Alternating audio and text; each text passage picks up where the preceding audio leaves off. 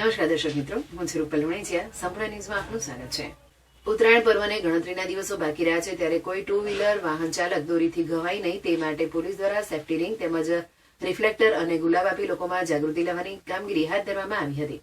બનાસકાંઠા જિલ્લામાં ઉત્તરાયણ પર્વ સમયે કેટલીક વાર પતંગની દોરીથી ટુ વ્હીલર વાહન ચાલકો ઘવાતા હોય છે, તો કેટલીક વખત લોકોને દોરીથી જીવ ગુમાવવાનો વારો પણ આવતો હોય છે. જેથી બનાસકાંઠામાં જાન્યુઆરી મહિના દરમિયાન ટ્રાફિક સપ્તાહની ઉજવણી કરવામાં આવી રહી છે. તેવા સમયે બનાસકાંઠા જિલ્લા ટ્રાફિક પોલીસ અને સિટી ટ્રાફિક દ્વારા ટુ વ્હીલર ચાલકો પતંગની દોરીથી ઘવાય નહીં તે માટે ટુ વ્હીલર વાહન પર સેફ્ટી રિંગ તેમજ રિફ્લેક્ટર લગાવવામાં આવી હતી, જેથી વાહન ચાલકોએ પણ પોલીસનો આભાર વ્યક્ત કર્યો હતો. આપણે 35મો માર્ગ સલામતી માસ ઉજવવામાં આવે છે, જે તારીખ 1 જાન્યુઆરીથી 31 જાન્યુઆરી 2025ના ઉજવવામાં આવે છે. આ માર્ગ સલામતી માસ દરમિયાન ખાસ કરીને ઉત્તરાયણનો તહેવાર આવે છે.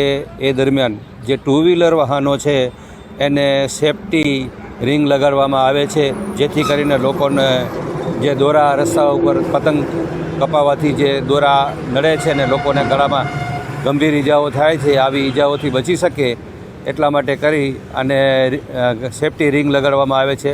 તેમજ આ સલામતી મંથ દરમિયાન આપણે લોકોને જે ફોર વ્હીલર ચલાવે છે તેઓને આપણે સીટ બેલ્ટ પહેરવાનું ખાસ આગ્રહ કરવામાં આવે છે. અને ટુ વ્હીલર વાહનોવાળા છે એમને હેલ્મેટ માટે સૂચના આપવામાં આવે છે અને હેલ્મેટ પહેરવા માટે એમને વધારેમાં વધારે પ્રેરિત કરવામાં આવે છે. આ દરમિયાન અમે જે રોડ સેફ્ટી માટે જે ડ્રાઈવરો છે એમના ડૉક્ટરી તપાસણી પણ કરવાના આયોજન કરેલા છે.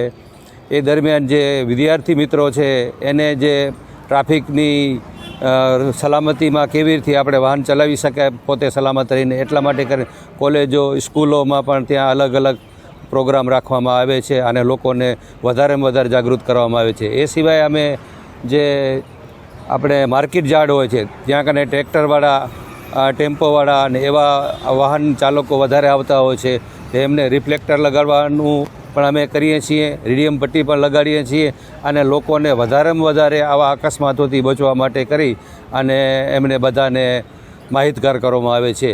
જય હિન્દ, જય ભારત.